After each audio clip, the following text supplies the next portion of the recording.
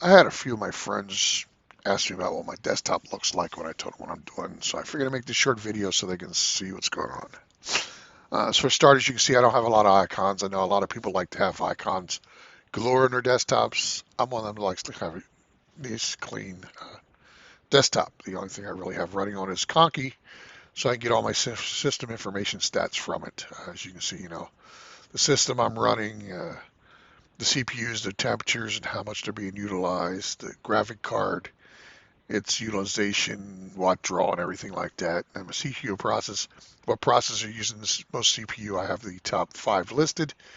These and how much percentage they're using of the CPUs. Have my memory here. I do have swaps still in here, but because I have 32 gigs of memory, I really don't need a swap partition. Maybe in the future I'll remove that. I'm in no hurry. Then I have my disk space here.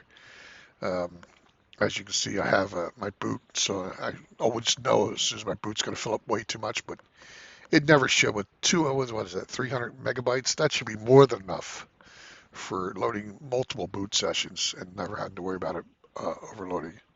Now, everything is, I know it's not really a good idea, but it's the default installation for RedCore. Everything is under the root, so the root, I have to keep an eye on that when it gets full so I know if the system's actually going to implode on me or not. I have a backup disk. It's actually a 3 terabyte drive, but I only used 800 gigabytes of it because the drive that the system's on is only 250 megabytes, 250 gigabytes, excuse me, of space. So I don't need. I figured 800 was more than enough.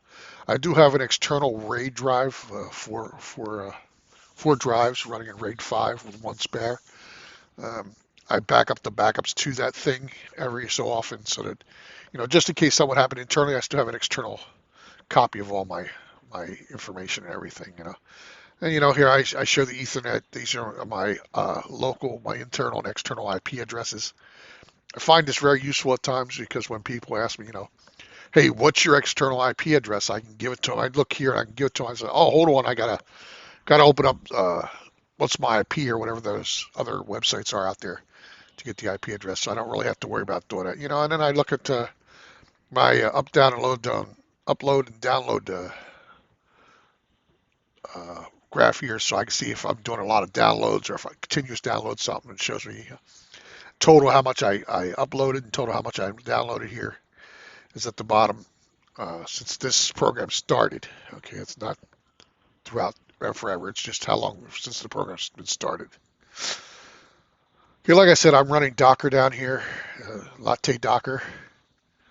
I keep the clock down here because it's a lot easier than just going up here and hitting this bar every time, which I could do, but I just like to know the clock and I can get to my calendar from here too. So that's a single left click and it's easy enough to get to. Um, all these first 7 programs are programs I use the most. If they have a yellow dot underneath it, that means they're already up and running.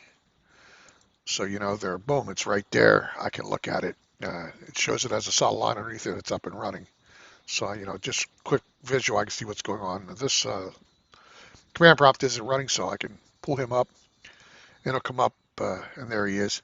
As you can see, there's nothing up here. Your files or anything like that. That's on the window title bar up here. So you just have to go up to the title bar to take a look at it, which is nice. And I'm using the Genie to minimize and maximize my windows, as you can see. And then I do the explode for when they get rid of them, so I can actually. Oh, I made it go away. But I use Chrome for the most part for my web browsing, and I use LastPass for my password vault, which I've used it for a long time now. I'm very happy with it. Uh, it's just so much easier remembering one password and having different passwords because this thing will automatically generate passwords, secure passwords, however long you want them. And you never have to worry about having the same password on more than one site. So if one site gets compromised with your passwords, the other ones won't get compromised. That's just my philosophy and things. So I'm pretty happy with it. As you see, I hang out on Links, questions a lot. Well, I used to a lot. I haven't hung out so much lately, but it's nice. Um, the Docker goes away when you have any screen that covers it, as you can see. But if you have screens open that don't cover it, it'll stay there and it won't disappear. It's only when something's touching it or covering it goes away automatically, which I like. I also have my uh, windows set to dim and go transparent when they're not in focus, so that you tell which window you're looking at really quickly, and they do the slide behind, so you can see what's open. I like this icon set I'm using right here. It's nice. I don't remember what it's called off the top of my head, but it's a 3D icon set. So I prefer the 3D as to the flat icons myself. Yeah, that's about it. Uh, for my installation, I'm keeping here what I get, things I want to add when I install the system. I put these in here, so I just got to cut and paste, and boom, I got them up and running. Now, what I got to configure to let my pseudo users, which is me, actually do what I want to do, because I hardly ever log into root.